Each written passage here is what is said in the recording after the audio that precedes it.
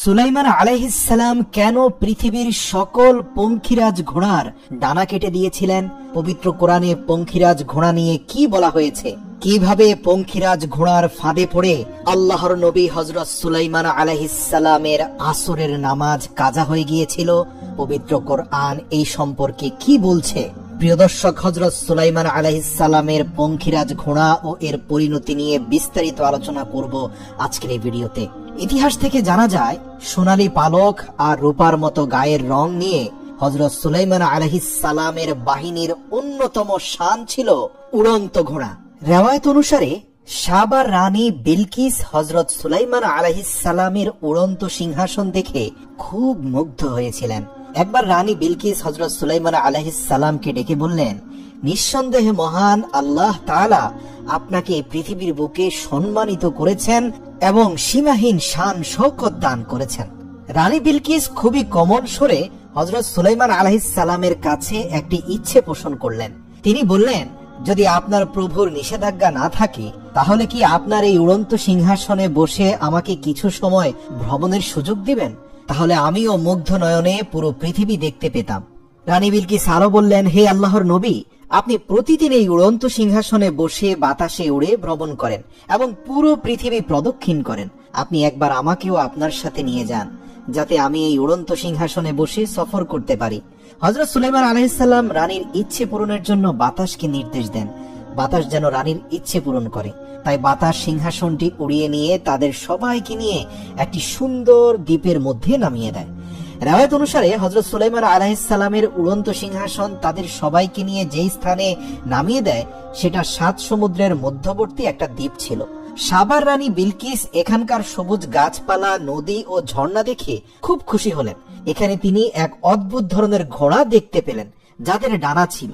ঘোড়াগুলো যখন হযরত সুলাইমান আলাইহিস সালাম এবং তার সৈন্য বাহিনীকে দেখতে পেল, তখন সেগুলো ভয় পেয়ে পাখির মতো উড়ে তাদের সকলের দৃষ্টির আড়ালে চলে গেল। এই ঘোড়াগুলো সুলাইমান আলাইহিস সালামের খুবই পছন্দ হলো। রানী বিলকিসও সেই ঘোড়াগুলো খুব পছন্দ করলেন, কিন্তু ঘোড়াগুলো তখন তাদের নাগালের বাইরে চলে গিয়েছিল।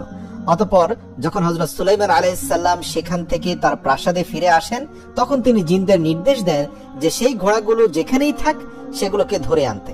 তারা বলল, আমরা স্থলভাগের জিন, নদী এবং সমুদ্রে আমাদের কোনো কর্তৃত্ব নেই। সেই ঘোড়াগুলো সমুদ্রে হারিয়ে গেছে। যদি কেউ সেখান থেকে তাদের নিয়ে আসতে পারে তবে তা পারবে সমুদ্রের দায়িত্বপ্রাপ্ত অমুক জিন সম্প্রদায়েরা। হযরত সুলাইমান আলাইহিস সালাম জিজ্ঞেস করলেন, যে জিন সমুদ্রের উপর কর্তৃত্ব করে সে কোথায়? তখন উপস্থিত দায়িত্বশীল জিন বলল, হে আল্লাহর নবী, সে গত কয়েক মাস পূর্বে আপনার আনুগত্য অস্বীকার করে পালিয়ে গিয়েছে। সে আপনার বিরুদ্ধে বিদ্রোহ করে সমুদ্রের তলদেশে লুকিয়ে আছে।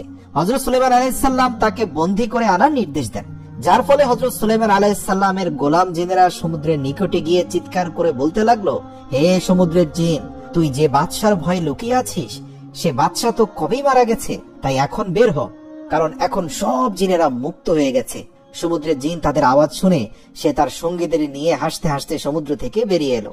বের হওয়ার সাথে সাথেই হযরত সুলাইমান আলাইহিস সালামের গোলাম জিনেরা সেই সমুদ্রের সকল জিনদেরকে গ্রেফতার করে সুলাইমান আলাইহিস সালামের দরবারে হাজির করলো। হযরত সুলাইমান আলাইহিস সালামকে দেখে সেই জিন ভয়ে থরথর করে কাঁপতে লাগলো এবং সে হযরত সুলাইমান আলাইহিস সালামের আনুগত্য স্বীকার করলো। আল্লাহর নবী হযরত সুলাইমান আলাইহিস সালাম তাকে বলল, এক শর্তে তোকে ক্ষমা করে দিতে পারি, সেটা হচ্ছে আমি 7 সমুদ্রের মধ্যবর্তী একটি চমৎকার দ্বীপে ভ্রমণে গিয়েছিলাম। সেখানে আমি এবং রানী বিলকিস আমরা উভয় এক প্রজাতির উড়ন্ত ঘোড়া দেখে তাদেরকে খুবই পছন্দ করেছি। আমি চাই সকল ঘোড়াকে তুই ধরে নিয়ে আসবি, যদি পারিস তাহলেই তোকে আমি ক্ষমা করে দেব। তখন সামুদ্রিক জিন সম্প্রদায়ের প্রধান বলল, হে আল্লাহর নবী, আমরা জানি সেই ঘোড়াগুলো কোথায় লুকিয়ে আছে। তাই হযরত সুলাইমান আলাইহিস সালাম তাদের সেই ঘোড়াগুলো নিয়ে আসার নির্দেশ দিলেন এবং একদিন যখন সেই ঘোড়াগুলো একটি ঝর্ণা থেকে পানি পান করছিল, তখন সেই সামুদ্রিক জিনেরা তাদের কৌশল এবং ক্ষমতা প্রয়োগ করে সেই ঘোড়াগুলোকে ধরে ফেললো এবং হযরত সুলাইমান আলাইহিস সালামের নিকট হাজির করলো। এই ঘোড়াগুলো ছিল চমৎকার প্রজাতির। এই ঘোড়ার জাতের নাম ছিল জায়াদ। জায়াদ শব্দের অর্থ প্রচন্ড গতি। হযরত সুলাইমান আলাইহিস সালামের সেনাবাহিনী ছিল পৃথিবীর সবচেয়ে বিশাল এবং অনন্য শক্তিশালী সেনাবাহিনী। তার বাহিনীতে মানুষ, জিন, জন্তু, জানোয়ার এবং পক্ষীকুলের আলাদা আলাদা ডিপার্টমেন্ট ছিল। হযরত সুলাইমান আলাইহিস সালাম সেই প্রচন্ড গতি সম্পন্ন ডানাওয়ালা অদ্ভুত জাতের ঘোড়াগুলোর জন্য আলাদা একটা দল তৈরি করলেন, যারা যুদ্ধ ও বিজয়ে হযরত সুলাইমান আলাইহিস সালামের সেনাবাহিনীতে সবচেয়ে গুরুত্বপূর্ণ ভূমিকা পালন করত এবং হযরত সুলাইমান আলাইহিস সালামের অত্যন্ত গুরুত্বপূর্ণ সামরিক শক্তিতে পরিণত হয়েছিল। প্রিয় দর্শক, আপনাদের জানিয়ে রাখি, প্রাচীনকালে ঘোড়া পৃথিবীর সবচেয়ে মূল্যবান প্রাণী ছিল, যেগুলো কেবল বাহন হিসাবেই নয় বরং যুদ্ধের শক্তি হিসাবেও ব্যবহৃত হতো। ঘোড়ার মালিকেরা ঘোড়ার সাথে সাথে ঘোড়ার ক্রয় বিক্রয়ের রসিদ সাথে রাখতেন।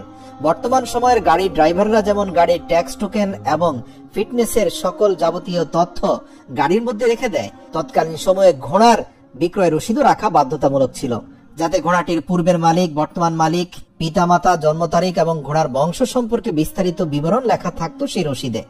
সুতরাং বোঝাই যাচ্ছে পৃথিবীর অনন্য শক্তিশালী এই ডানা বিশিষ্ট ঘোড়া পেয়ে হযরত সুলাইমান আলাইহিস সালামের সামরিক বাহিনীর শক্তি কত প্রবল হয়েছে। তার থেকে গুরুত্বপূর্ণ হচ্ছে রানী সাবা হযরত সুলাইমান আলাইহিস সালামের প্রতি অত্যন্ত কৃতজ্ঞ হয়েছেন সুলাইমান আলাইহিস সালামের তরফ থেকে প্রাপ্ত একটি উড়ন্ত ঘোড়া পেয়ে। একদিন হযরত সুলাইমান আলাইহিস সালাম সন্ধ্যার দিকে এই ঘোড়াগুলোর দিকে তাকিয়েছিলেন এবং তাদের চুলে এবং কপালে ভালোবাসার সাথে হাত বোলাচ্ছিলেন। পবিত্র কোরআনে মহান আল্লাহ তাআলা বলেন, সুলাইমান তাদের চুলে ও কপালে ভালোবাসার হাত বোলাচ্ছিল এবং এর ফলে হযরত সুলাইমান আলাইহিস সালাম সেই ঘোড়াগুলোর যত্ন আদর করার কাজে এতটাই মগ্ন হয়ে গেল যে সূর্য ডুবে গেল এবং আসরের নামাজ তার ছুটে গেল। আল্লাহু আকবার। সূরা সাদ আয়াত নম্বর 31 থেকে 33। সূর্য ডুবে যাওয়া এবং আসরের নামাজ মিস হয়ে যাওয়াতে আল্লাহ তাআলা অসন্তুষ্ট হলেন। কিছুক্ষণ পর হযরত সুলাইমান আলাইহিস সালাম দেখতে পেলেন সন্ধ্যার সাথে সাথে হঠাৎ তার ঘোড়ার পালগুলো তার নির্দেশ অমান্য করে দৃষ্টির আড়ালে চলে গেল। এই দৃশ্য দেখে হযরত সুলাইমান আলাইহিস সালাম অবাক হয়ে গেলেন, কেননা তার নির্দেশ ব্যতীত কোনো প্রাণী এভাবে দৃষ্টির আড়ালে চলে যায় না, অদৃশ্য হয়ে যায় না। এবং তারা অদৃশ্য হওয়া মাত্রই দৃশ্যমান হলেন হযরত জিবরাইল আলাইহিস সালাম এবং হযরত সুলাইমান আলাইহিস সালামকে সতর্ক করে দিয়ে বললেন, হে সুলাইমান, তুমি আল্লাহর তরফ থেকে প্রাপ্ত পার্থিব সম্পদের মোহে এতটাই মগ্ন হলে যে তুমি আসরের নামাজ পড়তে ভুলে গিয়েছো। দুনিয়ার সম্পদের প্রতি তোমার এই মোহ আল্লাহ তাআলার পছন্দ হয়নি। হযরত জিবরাইল আলাইহিস সালাম এই কথা বললেন এবং সাথে সাথে অদৃশ্য হয়ে গেলেন। হযরত জিবরাইল আলাইহিস সালামের প্রস্থানের পর হযরত সুলাইমান আলাইহিস সালাম প্রচন্ড অনুতাপে দগ্ধ হলেন, তওবা করলেন, চোখের পানি ফেলে দিয়ে আল্লাহর দরবারে সিজদায় লুটিয়ে পড়লেন এবং টানা কয়েক মাস সিজদায় পড়ে ক্রন্দনরত ছিলেন। আল্লাহ রাব্বুল আলামিন হযরত সুলাইমান আলাইহিস সালামকে ক্ষমা করলেন এবং তার তওবাকে ভালোবেসে গ্রহণ করলেন। পুনরায় সে ঘোড়ার বাহিনীকে ফেরত দিলেন, কিন্তু এবার হযরত সুলাইমান আলাইহিস সালাম সেই ঘোড়াগুলোকে আল্লাহর রাস্তায় কোরবানি করে দেওয়ার সিদ্ধান্ত নিলেন। ইতিহাস থেকে জানা যায় হযরত সুলাইমান আলাইহিস সালাম কিছু ঘোড়ার ডানা কেটে দিলেন এবং কিছু ঘোড়াকে আল্লাহর রাস্তায় কোরবানি করলেন। কেননা হযরত সুলাইমান আলাইহিস সালাম উপলব্ধি করতে পেরেছিলেন যে এই ঘোড়ার বাহিনী যতটা না আমাকে শক্তিশালী করবে, সকল শক্তির আধার মহান প্রভুর অসন্তুষ্টি আমার সকল কিছুই কেড়ে দিবে। যে নাজ নিয়ামত আর দুনিয়ার শান শওকত ওনার আসরের নামাজ কাজা হওয়ার কারণ ছিল, সেই শান শওকত তিনি কোনোভাবে আর রাখতে চান না, সাথে সাথেই তা আল্লাহর দরবারে তিনি কোরবান করে দিলেন। ইতিহাস থেকে জানা যায় এরপর থেকে পৃথিবীতে সকল ডানা বিশিষ্ট ঘোড়া বিলুপ্ত হয়ে যায়।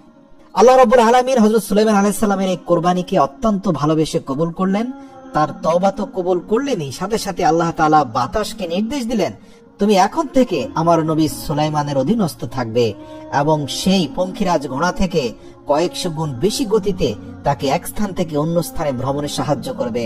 এরপর থেকে বাতাস হযরত সুলাইমান আলাইহিস সালামের অধীনস্থ হয়ে গেল। যে বাতাসের গতি এত বেশি ছিল যে হযরত সুলাইমান আলাইহিস সালাম 1 মাসের পথ একদিনে পার হয়ে যেতেন। এই ঘটনাটি পবিত্র কোরআনে উল্লেখ করা হয়েছে। আল্লাহ তাআলা বলেন, আর আমি দাউদকে পুত্র সন্তান দান করলাম যার নাম সুলাইমান, সে ছিল আমার অত্যন্ত অনুগত বান্দা। যখন সন্ধ্যার দিকে তার সামনে দ্রুতগতি সম্পন্ন ঘোড়াসমূহ হাজির করা হলো, তখন সে বলেছিল, নিশ্চয়ই আমি পার্থিব সম্পদকে আমার রবের ইবাদতের চেয়ে বেশি গুরুত্ব দিয়েছি। এমনকি সূর্য ডুবে গিয়েছে, ঘোড়াগুলোকে পুনরায় আমার সামনে নিয়ে এসো। অতঃপর সে তাদের ঘাড়ে এবং পশমে হাত বোলাতে শুরু করে। প্রিয় দর্শক, হযরত সুলাইমান আলাইহিস সালামের ডানা বিশিষ্ট ঘোড়া নিয়ে অনেকে মিথ্যা এবং বানোয়াট বলে থাকেন, কিন্তু এটা আল্লাহর রাসূল সাল্লাল্লাহু আলাইহি সাল্লামের একটা হাদিস দ্বারাও প্রমাণিত। নবীজি সাল্লাল্লাহু আলাইহি সাল্লাম মা আয়েশাকে যখন বালিকা বয়সে বিবাহ করেছিলেন, তখন মা আয়েশা পুতুল খেলতেন। একদিন রাসূল সাল্লাল্লাহু আলাইহি সাল্লাম ঘরে প্রবেশ করে দেখলেন মা আয়েশা অনেকগুলো পুতুল নিয়ে খেলা করছেন। আল্লাহ রাসূল জিজ্ঞেস করলেন, এগুলো কি? মা আয়েশা উত্তর দিলেন, এগুলো আমার পুতুল। আল্লাহ রাসূল সাল্লাল্লাহু আলাইহি সাল্লাম দেখতে পেলেন তাদের মাঝখানে একটি ঘোড়া রয়েছে, যার উভয় পাশে কাপড়ের তৈরি ডানা রয়েছে। তিনি জিজ্ঞাসা করলেন, এগুলো কি? মা আয়েশা রাদিয়াল্লাহু তাআলা আনহা বললেন, এটা ঘোড়া। রাসূল সাল্লাল্লাহু আলাইহি সাল্লাম পুনরায় জিজ্ঞাসা করলেন, দুই পাশে কাপড় দিয়ে কি বানানো হয়েছে? মা আয়েশা রাদিয়াল্লাহু বললেন, এগুলো হচ্ছে এই ঘোড়ার ডানা। মা আয়েশা রাদিয়াল্লাহু তাআলা আনহু অবাক হয়ে আল্লাহর রাসূলকে বললেন, কেন, আপনি কি শুনেননি যে হযরত সুলাইমান আলাইহিস সালামের ডানাওয়ালা ঘোড়া ছিল? এই কথা শুনে নবী করিম সাল্লাল্লাহু আলাইহি সাল্লাম হেসে উঠলেন। তিনি এত জোরে হেসেছিলেন যে তার শেষ দাঁতটি পর্যন্ত দেখা গিয়েছিল। এই বর্ণনায় একটা বিষয় পরিষ্কার যে হযরত সুলাইমান আলাইহিস